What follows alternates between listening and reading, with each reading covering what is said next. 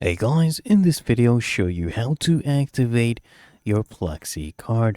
Now once you're actually accepted, they'll send you this email and these are the details that you need to follow.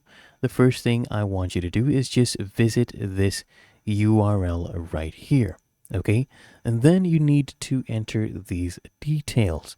So you need to enter your official registered email or mobile number, your card reference number, and just do this CAPTCHA. Then click on Get Activation Code, and you'll get your activation code.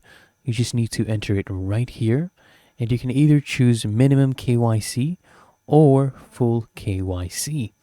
And once you have chosen, so there's different verification levels, so choose full, enter your activation code, click on I accept, and then click on activate card.